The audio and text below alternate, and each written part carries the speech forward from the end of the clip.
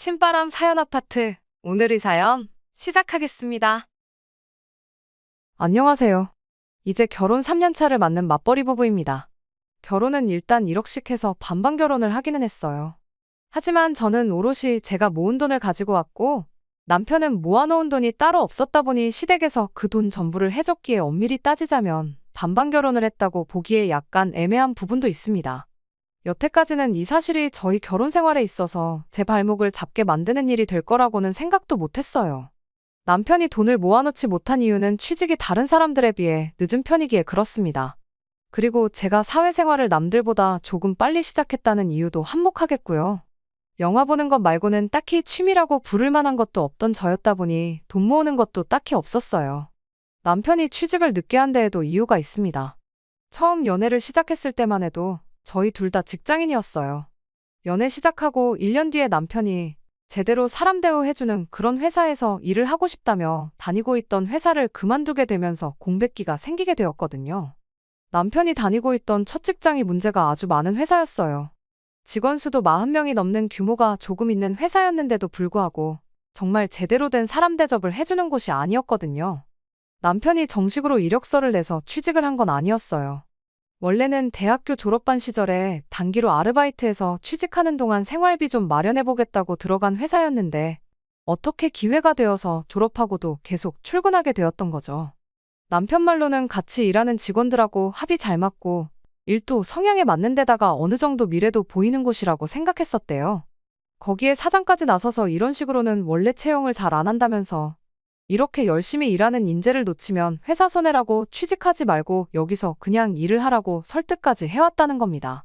그렇게 3년간 거기서 직장 생활을 하고 있었고 그때 저랑 연애도 시작했던 겁니다. 시간이 지나면서 남편도 짬이 좀 생겼으니 신입 직원이 들어오면서 사수 역할을 하게 되었대요. 처음 남편 밑으로 생긴 부하 직원이다 보니 인생 이야기도 해주고 술도 사주면서 가깝게 지냈다고 합니다. 그러다 같이 술 한잔하면서 회사 이야기가 나왔는데 그때 충격적인 사실을 알게 되었던 거죠. 실은 남편이 정말 말도 안 되는 박봉으로 일을 하고 있었다는 사실을 말이에요. 아르바이트한 기간까지 포함하면 3년을 훨씬 넘긴 경력직이었음에도 불구하고 이제 막 들어온 신입 직원이 받는 월급보다도 못한 돈을 받고 일을 하고 있었다는 사실을 알게 되었던 겁니다.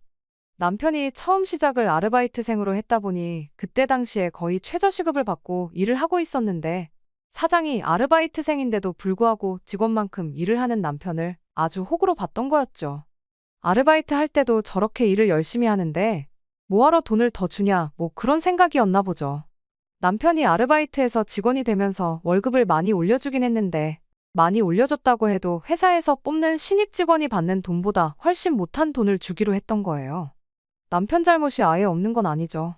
남편도 좀 더 알아보고 그랬어야 했는데 그때야 아무 경험 없는 사회초년생 시절이고 주변에서도 그런 내용에 대해 알려주는 사람 하나 없었다 보니 학교 끝나고 와서 일하면서 매달 6, 70만 원 받던 월급이 220만 원이 돼버리니 남편은 엄청 많이 올려줬던 걸로 생각했던 겁니다.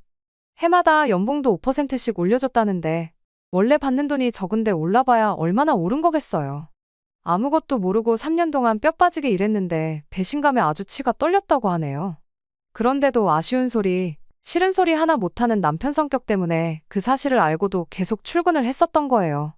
남편한테 이 사실을 알려준 신입 직원은 남편 월급 이야기를 듣고 뭐 이딴 회사가 다 있냐며 그날로 바로 그만뒀다고 하는데 남편한테는 그런 결단을 내릴 과감함마저 없었던 거였습니다. 그런 남편이 회사를 그만두게 된 건 순전히 저 때문이었어요. 남편이 한 번은 술에 엄청 취해서 속상하다며 저한테 전화를 해왔고 회사에서 박봉으로 아주 뽕을 뽑히고 있었다는 사실을 그때 처음 저에게 말해줬어요. 저도 이야기 듣기만 해도 피가 거꾸로 솟는 기분이었는데 당사자인 남편은 오죽했겠나요. 당장 안 그만두고 뭐 하고 있는 거냐고 그때 제가 남편한테 회사에 당장 사표 집어던지고 사무실도 뒤집어 놓고 오라고 조언을 해줬죠. 남편은 처음에는 조금 꺼려했어요. 당장 벌이가 사라지는 거나 마찬가지였으니 앞으로 뭐 해먹고 살지 고민을 하더라고요.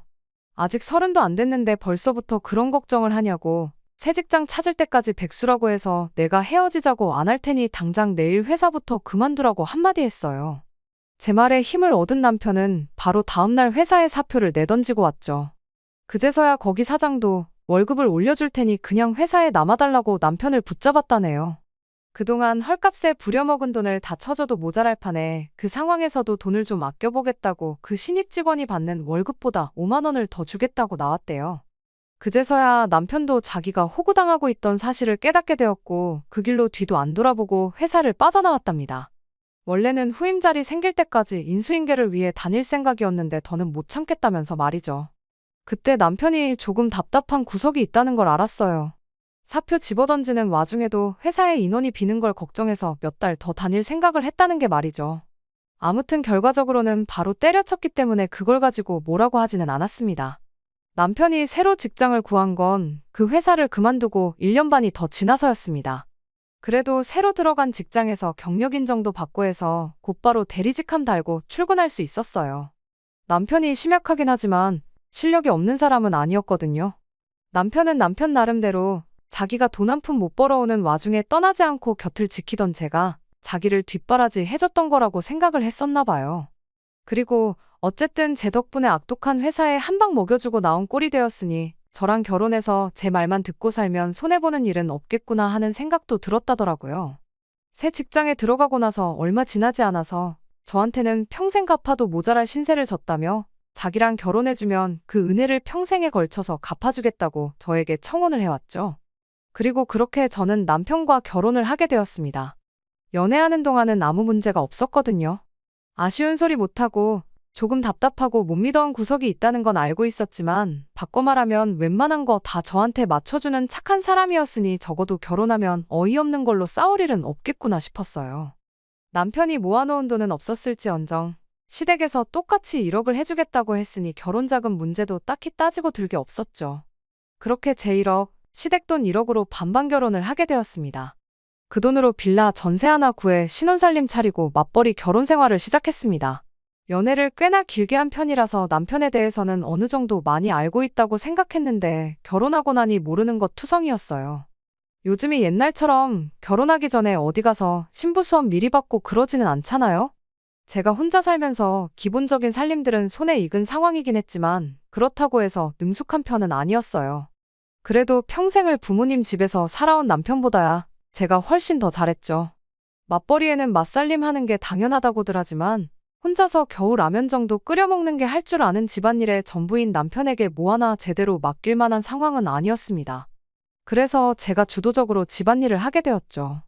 남편은 대신 제가 시키는 것들은 군말 없이 다 했고요. 시부모님도 좋은 분들이라 생각했고 남편도 저에게 잘한다 했으니 행복한 결혼 생활을 하게 될 줄 알았는데 그게 아니었습니다. 남편 위로 신우가 한 명 있는데 처음에는 신우 때문에 결혼 생활이 조금 힘들게 될 수도 있겠다 하는 생각을 했었어요.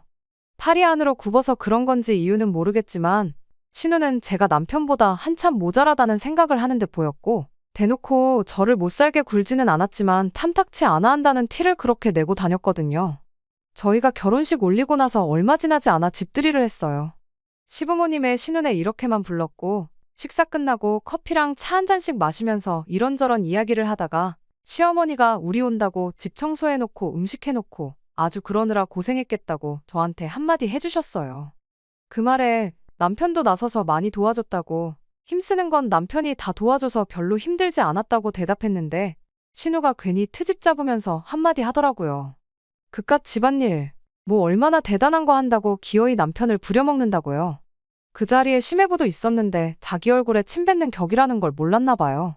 저도 모르게 신우한테 그럼 심해부님은 형님 집안일 할 때 구경만 하고 하나도 안 도와주시냐고 놀라면서 되물었어요. 모쪽을 주려고 작정하고 그런 게 아니고 정말 저도 모르게 튀어나온 말이었는데 신우가 얼굴이 시뻘개져서 아무 말도 못하고 있었습니다. 아무튼 그 발언을 시작으로 신우가 아주 스위치가 켜져서는 온갖 불만을 이야기하기 시작했어요. 그러다가 튀어나온 말이 우리 집에서 니네 결혼할 때 얼마를 해줬는지나 아냐? 우리 엄마 노후자금 다 털어서 해준 건데 고마워하진 못할 망정 신우 말에 말대꾸를 하고 있느냐 하면서 열을 내기 시작했죠. 시댁에서 많이 도와준 건 사실인데 말씀드렸다시피 저희 반반 결혼했거든요. 신우가 그 사실은 모르나 싶었죠. 결국 신우가 혼자 저렇게 분노를 표출해버리는 바람에 집들이 분위기도 흐지부지 돼서 그대로 다들 집에 돌아가게 되었죠. 모두가 돌아가고 나서야 남편이 저에게 말해주길 누나가 결혼할 때는 집에서 한 푼도 지원 못 받아서 저런다. 부러워서 그러는 거니까 자기가 이해해달라 하면서 설명을 해주기 시작했죠. 저도 그때까지는 경황이 없었을 뿐 아무 생각이 없었는데 상황이 정리되고 나서 곰곰이 생각해보니 뭔가 의아한 점이 한두 군데가 아니더라고요.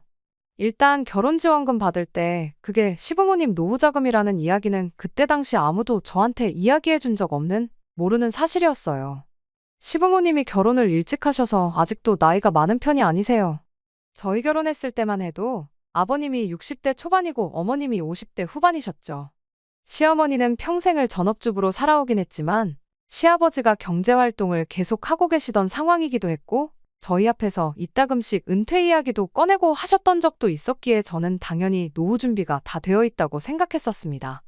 그런데 난데없이 저희 결혼할 때 지원해준 돈이 사실은 노후 자금을 털어서 해준 거라는 소리를 들으니 안 좋은 생각이 자꾸 들기 시작했죠. 저희 친정이 저한테 물려줄 만한 재산은 없을지라도 나중에 저한테 아쉬운 소리 하거나 손 벌릴 생각 없으시다며 노후 준비를 완벽하게 끝내놓으신 상황이었거든요. 남편은 계속해서 누나 결혼할 때 집에서 정말 아무것도 못 받았는데 나는 1억이나 받아갔으니 배가 아파서 그러는 거라며 아무 걱정하지 말라는 식으로 말을 했습니다만 뭔가 뒤숭숭한 느낌을 지울 수가 없었습니다. 그리고 역시나 안 좋은 예감은 틀리는 법이 없다더니 그날로부터 3년이 지난 지금에 와서야 남편 입에서 이런 이야기가 나오게 되었네요. 회사에서 급작스럽게 해외 출장일이 잡혀서 4박 5일 동안 집에 들어오지 못한 적이 있어요. 말씀드렸다시피 남편이 집안일이라고 해봐야 제가 시키는 거나 대충 도와줄 줄이나 알지 자발적으로 무언가 하는 성격이 아니거든요. 급하게 잡힌 출장 일정이라 남편 먹을 밥이라고 미리 5일치 밥을 준비해 놓을 시간도 부족했어요.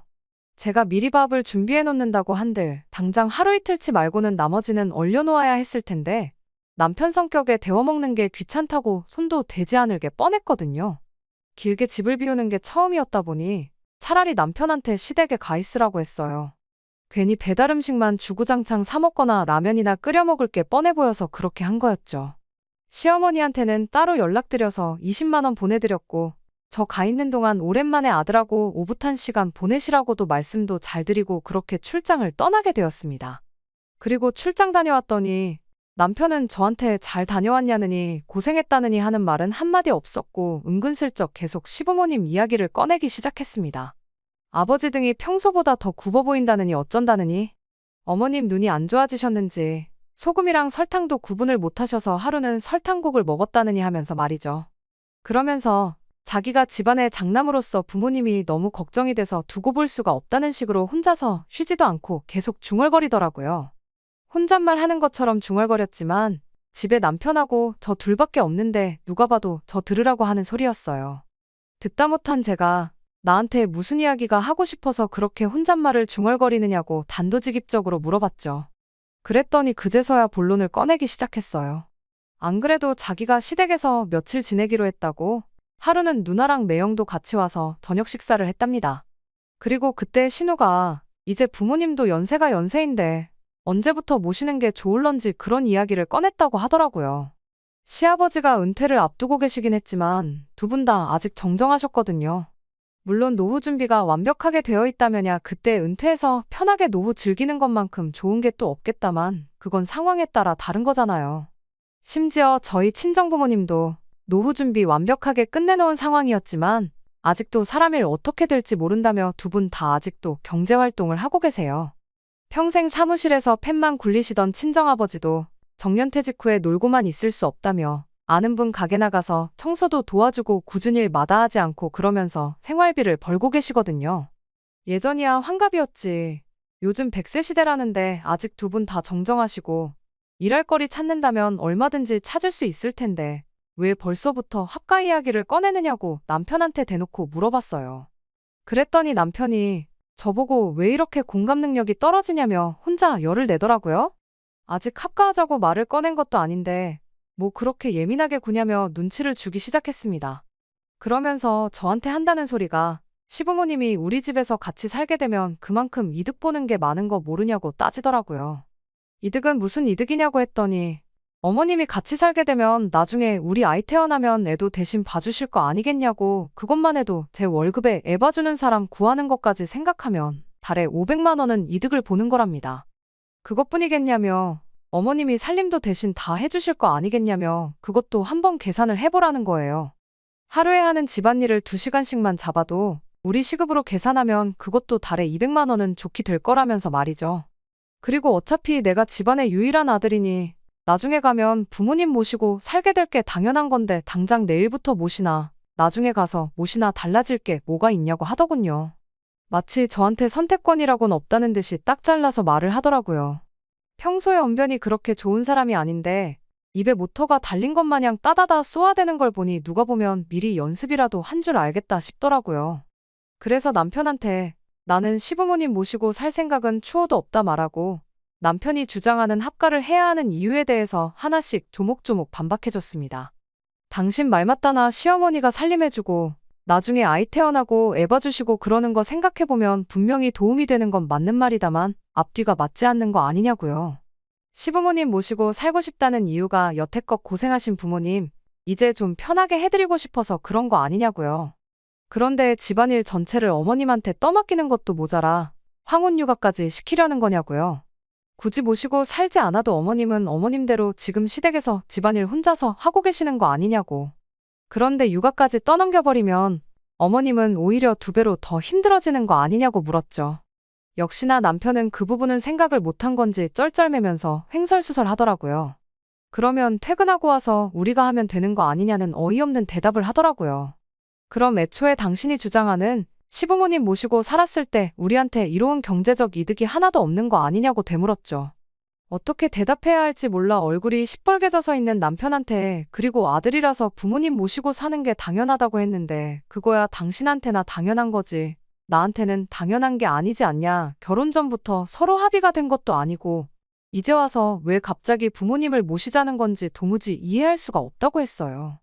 제 말에 남편은 아무 대답도 못하다가 부모님이 노후 자금이 없는데 그럼 두 분은 어떡하라는 거냐 따지고 들더라고요.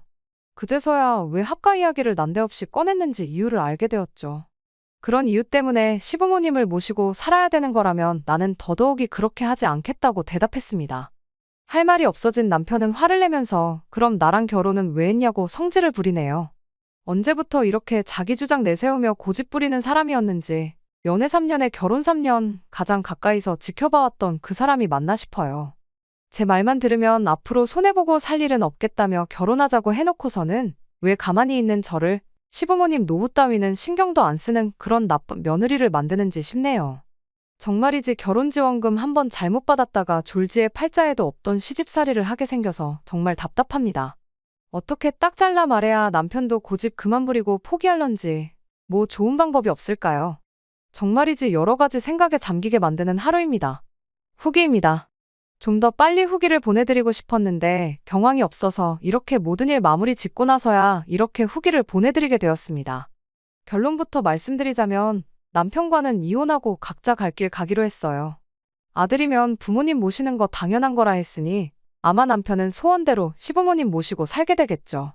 사실 그건 궁금하지도 않아요. 남편하고는 그날부터 냉전 상태에 돌입했는데 아침이면 아침마다 퇴근하면 퇴근한 대로 저한테 생각 좀 해봤냐며 계속해서 시부모님을 모시고 살 것을 강요해왔습니다. 그런데 알고 보니 이 모든 일에 배우의 신우가 개입하고 있었다는 사실을 알게 되었어요. 하기야 싫은 소리도 한마디 제대로 못하던 사람이 자기 고집 부리고 저러는 데는 다 이유가 있을 거라고 생각했어요. 저는 당연히 합가 대상인 시부모님이 뒷배라고 생각했고 부모님 뜻에 거역할 수 없으니 남편이 저렇게 강하게 나오는 거라 생각했는데 알고 보니 시부모님이 아니고 신우가 문제였네요. 몇 번이고 합가를 물어오는 남편 말에 언젠가부터 저는 싫다는 대답도 안 하고 그냥 무시로 일관하고 있었습니다. 남편도 더 이상 자기 능력으로는 제 마음을 돌려낼 수 없다고 생각했는지 하루는 퇴근길에 신우를 데리고 저희 집으로 찾아왔어요. 남편 입에서 나온 게 다 신우 머리에서 나온 이야기였을 테니 신우라고 뭐 별게 있었겠나요. 드라마 재방송하듯이 남편이 했던 말 그대로 이야기를 꺼내더군요. 시부모님 노후 자금으로 결혼했으면 당연히 모시고 살아야 하는 거 몰랐냐고요. 이 상황에 손이 신우라고 해서 예의 차리고 그럴 생각도 없어서 저도 말하는 것마다 따박따박 제 할 말을 다 했습니다. 반반 결혼했는데 그 돈이 시부모님 노후 자금이건 빚을 내서 해준 거건 무슨 상관이냐고요. 막말로 사실 내가 결혼할 때 가지고 온 돈도 내 돈이 아니고 친정부모님 노후자금이었다고 우기면 어떻게 할 거냐고 따져물었죠. 그러면 저도 친정부모님 노후자금으로 결혼한 게 되는 거니 당장 내일부터 친정부모님도 이 집으로 모셔오면 되는 거냐고요. 신우는 말로는 안 되겠으니 억지를 부리더라고요. 출가회인 이야기를 꺼내면서 친정보다 시댁이 먼저라는 소리를 꺼내더군요. 자기도 따지고 보면 며느리면서 출가회인 이야기가 하고 싶나 싶더라니까요. 그래서 저도 출가회인이면 출가회인답게 친정일에 신경 끄고 형님이나 알아서 잘하라고 했어요. 당장 형님도 시부모님 모시고 사는 것도 아니면서 무슨 자격으로 남의 집 일에 감나라 배나라 하고 있냐고요. 그제서야 신우도 억지 부린다고 제가 호락호락 넘어갈 사람이 아니라는 걸 깨달았는지 조건을 걸어오면서 회유를 시작하더라고요. 그리고 이 합가 사태가 이렇게 갑작스럽게 그것도 신우의 주도하에 일어나게 된 진짜 이유를 알게 되었습니다. 시부모님이 살고 계신 빌라가 요즘 시세로 2억 정도 한다고 하더라고요. 그리고 자기는 저희 결혼할 때 남편이 지원받은 만큼 꼭 받아야 적성이 풀리겠답니다. 그러면서 조건을 제시하길 시부모님 집을 팔아서 그 돈을 정확하게 반반씩 나누자고 하더라고요. 그러면 저도 1억이 생기는 거니 손해는 아니라면서요. 하지만 여기에는 큰 함정이 있었죠. 속이 뻔히 보여서 함정이라고 할 것도 없어요. 시부모님 집을 팔면 시부모님은 어디 가서 사느냐 따져 물으니 당연히 니네가 모시고 살아야지 이러고 있더라고요. 고작 1억 받자고 제가 앞으로 못해도 30년 평생을 시부모님 모시고 살겠다고 하겠냐 물으니 저보고 피도 눈물도 없는 년이라며 그럼 우리 엄마 아빠 길바닥에 노숙이라도 하라는 거냐며 욕짓거리를 쏟아붓더라고요. 그렇게 부모님 노후자금 걱정하는 딸이 정작 뒤에서 하는 짓이라곤 멀쩡히 잘 살고 있는 집 팔아 그 돈 꿀꺽하고 동생한테 오갈곳없는 부모님을 떠넘기는 거냐고 피도 눈물도 없는 게 대체 누구냐고 되받아쳐줬네요. 자기도 말문이 막혔는지 혼자 부들부들대면서 악을 쓰다가 그럼 부모님 노후자금이나 뱉어내라고 엄포를 놓길래 반반 결혼한다고 받은 돈을 내가 왜 뱉어내야 되냐고 그렇게 효녀 노릇이 하고 싶으면 여기서 이럴 게 아니고 시부모님 모시고 외식이나 다녀오라 한마디 해주고 저는 방으로 들어가 버렸습니다. 아예 상대를 안 해주니 신우 혼자 길길이 날뛰다가 결국 포기하고 돌아가더라고요. 그 와중에도 차비 쓰기가 싫었는지 남편 보고 태워다 달라더군요. 남편은 거기서 속도 없이 신우를 집까지 데려다주고 왔습니다. 이걸로 끝났더라면 이혼까지는 안 했을 텐데 차 안에서 신우한테 무슨 소리를 듣고 온 건지 집에 돌아온 남편이 다짜고짜 오냐오냐 해줬더니 시댁 무서운 줄 모르고 가장인 나도 우습게 보는 거냐며 2차전을 시작하는 겁니다. 이쯤 되니까 돌이킬 수 없는 데까지 왔구나 하는 생각이 들었습니다. 남편을 설득해 놓으면 신우가 와서 저러고 신우의 말을 무시하면 남편이 와서 저러는데 모르긴 몰라도 이게 앞으로 펼쳐질 제 결혼 생활이라는 게 안 봐도 뻔하더라고요. 이미 저는 시부모님 사정이 어떻게 되었든 간에 길바닥에 내몰면 내몰았지. 모시고 살 생각은 추호도 없는 그런 사람이 되어 있는데 여기서 제가 뭘 더 어떻게 해야 하나 싶어서 그 자리에서 포기해버렸어요. 남편한테 원하는 대로 신우한테 결혼할 때 받은 돈도 돌려주고 시부모님도 모시고 살라고 한마디 해줬죠. 분위기 파악을 못하는 건지 남편은 제가 이제서야 자기 말을 듣는 건 줄 알고 입이 귀에 걸려서 웃더라고요. 언제쯤 오시라고 하면 되겠냐, 방은 어떤 방을 정리하면 되겠냐 혼자 들떠서 신이 나 있더라고요. 아무 때고 당신 원할 때 하면 되고 안방을 들여도 되니 알아서 하라고 했습니다. 그리고 저는 방에 들어가서 제 짐을 꺼내기 시작했죠. 남편은 내일 당장 모시는 거 아니니 천천히 하라고 아직도 착각을 하고 있더라고요. 그 길로 남편한테 나는 일단 친정에 가 있을 테니 서류 준비되는 대로 만나서 재산 분할은 어떻게 할 건지 정확하게 정산 한번 해보자고 했습니다. 반반 결혼했고 똑같이 맞벌이 했으니까 정확하게 절반 나눌 거고 정확한 정산은 나중에 날 잡아서 한 번에 하자고 말했습니다. 그제서야 제가 무슨 말을 한 건지 눈치를 챈 남편이 그게 무슨 소리냐며 얼굴이 죽상이 되더라고요. 나는 시부모님 모시고 살 생각이 없고 그렇다고 당장 당신 누나가 되었든 당신 부모님이 되었던 간에 내 피 같은 돈 1억을 넘겨줄 생각도 없으니 내가 빠져주는 거라고요. 나만 빠져주면 우리 돈 1억이 아니라 네 돈 1억을 부모님한테 돌려드릴 수 있는 거 아니냐. 그러니까 이혼하고 그걸 신우랑 공평하게 나눠갔던 그 길로 부모님 모시고 살면서 아들로 태어난 도리를 하던 그때부터는 당신 좋은 대로 하면 되겠다고 말이죠.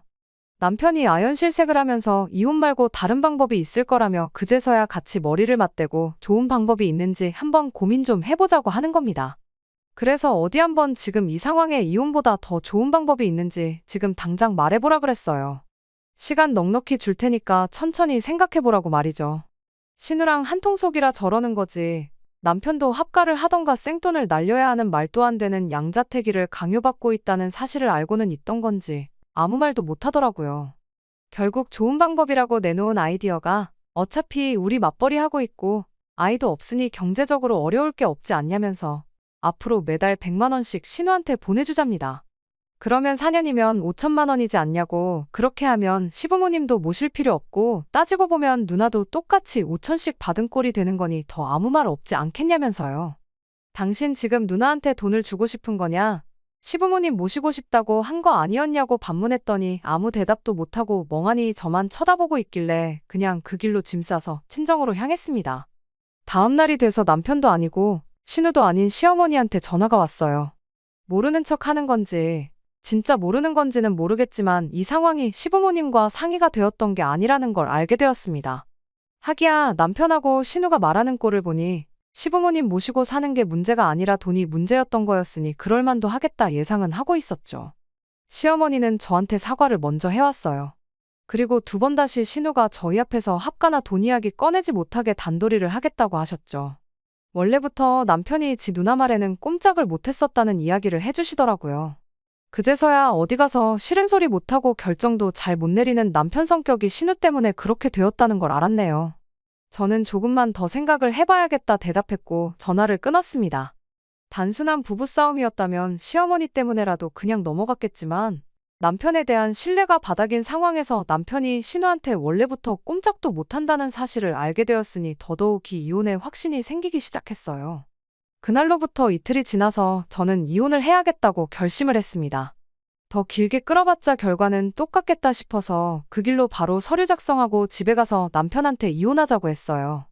이혼 서류 건네주면서도 남편이 울고불고 매달리면 어떻게 해야 하나, 마음이 약해지진 않을까 그런 걱정을 했는데 남편이 제 마음 돌려보겠다고 또 제가 몰랐던 이 모든 사건의 전말을 말해줬습니다.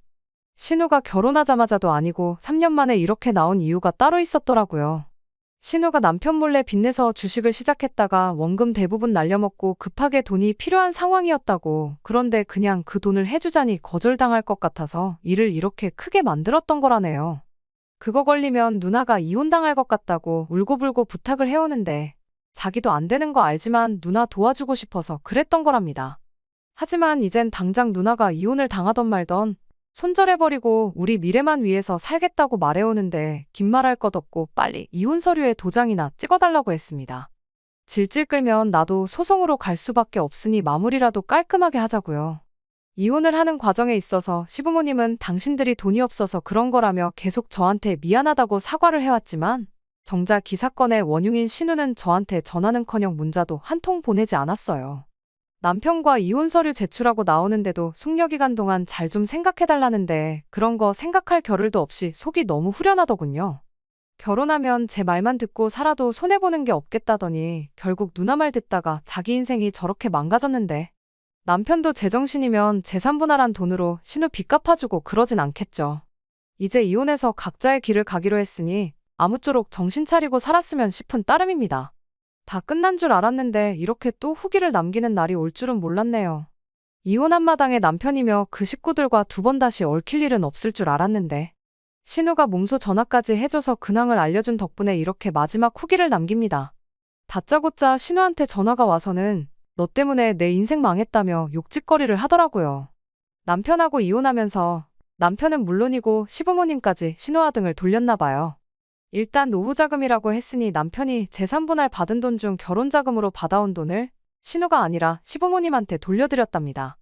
시부모님은 신우가 자기 주식빚 때문에 두 분 모르게 집까지 팔아가며 억지로 저희를 합가시키려 했고 결국 그 때문에 아들 부부가 이혼하게 되었다는 사실을 알고 있으니 제 생각이지만 그게 너무 괘씸했었나 봐요. 시부모님이 신우한테 노후자금 걱정해주더니 왜 이제 와서 주식빚을 갚아달라고 하느냐며 거절을 했다고 하더라고요. 결국 신우는 더 이상 혼자 힘으로는 이자도 메꿀 수 없는 상황이 돼버려서 결국 거액의 빚을 지게 된 걸 남편한테 들키게 되었고 지금 그것 때문에 이혼당한 애 만회하는 상황이라며 저한테 화풀이를 하려고 전화를 했던 거예요. 그래서 저도 한마디 해줬어요. 피차나도 너 때문에 이혼녀 타이틀을 달게 되었는데 네가 이혼당한다고 하면 내가 뭐 미안해라도 할 줄 알고 전화한 거냐고요. 인과응보라는 말이 괜히 있는 게 아니라고. 지은 죄를 돌려받는 거니 억울해 말고 이참에 여태껏 잘못 살아온 네 인생이나 한번 돌아보라고 한마디 해줬네요. 전화기 너머로 소리를 빽빽 지르던 신우를 뒤로 하고 전화 끊어버리고 번호도 차단해버렸습니다. 이젠 두 번 다시 그 집구석하고 얽힐 일은 없을 거예요. 적어도 이혼의 원흉이나 마찬가지였던 신우 인생의 말로가 저렇게 처참하게 되었다는 거나 위안 삼으려고요. 댓글로 응원해주신 분들께 모두 감사드리며 저는 이번에는 진짜로 작별 인사를 드려야겠습니다. 끝까지 들어주셔서 감사합니다. 오늘의 사연은 여기까지입니다. 구독과 좋아요, 알람 설정 부탁드리고 더 좋은 사연으로 다시 찾아뵙겠습니다. 감사합니다.